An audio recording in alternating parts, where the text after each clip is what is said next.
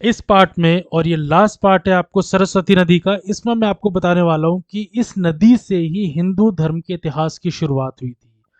अधिकतर इतिहासकार भारत के इतिहास की पुख्ता शुरुआत सिंधु नदी की घाटी, जो मोहनजोदड़ो और हड़प्पा की सभ्यता से मानते थे। लेकिन जब से सरस्वती नदी की खोज हुई है, भारत का इतिहास बदलने लगा है। अब माना जाता है कि यह सिंधु घाटी की सभ्यता से भी कई हजार वर्ष पुराना है। ऋग्वेद की ऋचाओं में भी सबसे ज्यादा यही बताया गया है कि एक ऐसी नदी है जिसने एक सभ्यता को जन्म दिया है। इसे भाषा, ज्ञान, कलाओं और विज्ञान की देवी भी माना जाता है। तो आगे सुनते हैं इसके बारे में। मैं आपको बहुत ही इंटरेस्टिंग और बहुत ही बेस्ट कंटेंट आपको बताने वाला हूं, तो सुनते रहिए, मुझे कंटिन्यू करना।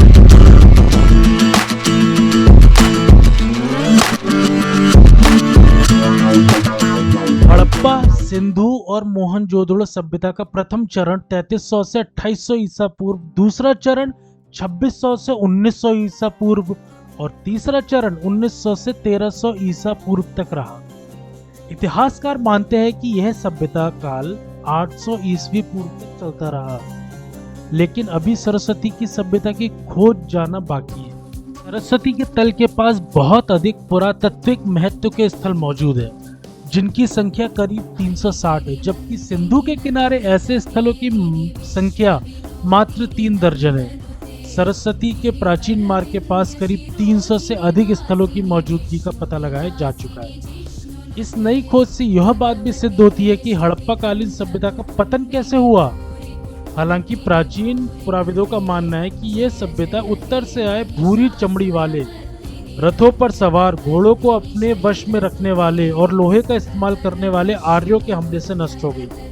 लेकिन इस बात का दावा किया जाता है कि भारत की सर्वाधिक प्राचीन सभ्यता भारतीय उपमहाद्वीप में क्षेत्र की भौगोलिक स्थितियों के बड़े पैमाने पर हुए बदलाव के कारण संभव हुआ। इसी बात का समर्थन करने वाला एक और अध्ययन 2003 से लेकर 2008 में किया गया। यह अध्ययन रोमानिया, पाकिस्तान, भारत, ब्रिटेन और अमेरिका के वैज्ञानिकों ने किया था।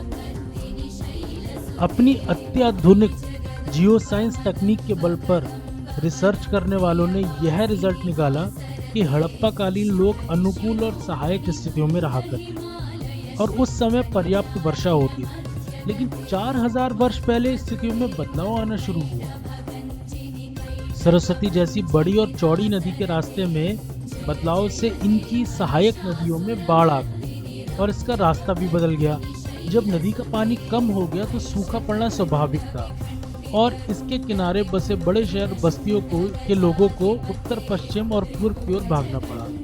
पूर्व की ओर लोगों के पलायन से सरस्वती के साथ जो पवित्र गुण जुड़े हुए हैं, वे गंगा जैसी दूसरी नदियों के साथ जोड़े जाने लगे।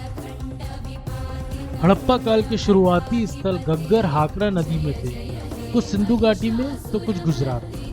बाद के समय में घग्गर हाकरा घाटी के ऐसे स्थलों की संख्या कम होती गई और गंगा के मैदान में सौराष्ट्र में बाढ़ आ गई। वास्तव में सारस्वत ब्राह्मण समुदाय अपनी उत्पत्ति को सरस्वती नदी के किनारे से जोड़कर देखता है। ये लोग उत्तर में कश्मीर से लेकर पश्चिम में कच्छ तक और दक्षिण में कोंकण क्षेत्र तक में फैले। तो बिफोर कॉमन एरा के वर्ष 1900 में परिपक्व हड़प्पा स्थल समाप्त हो गए और इसके निवासी बसने के लिए नए स्थानों की खोज करने लगे।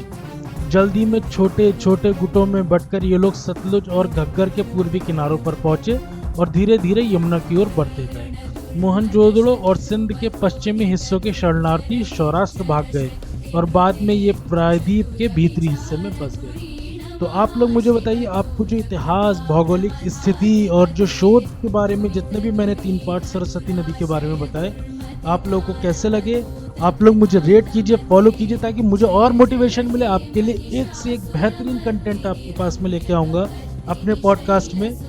तो मुझे सुनते रहिए, अपना ख्याल रखिए। Thank you so much. आपका अपना होस्ट उदित शर्मा बन।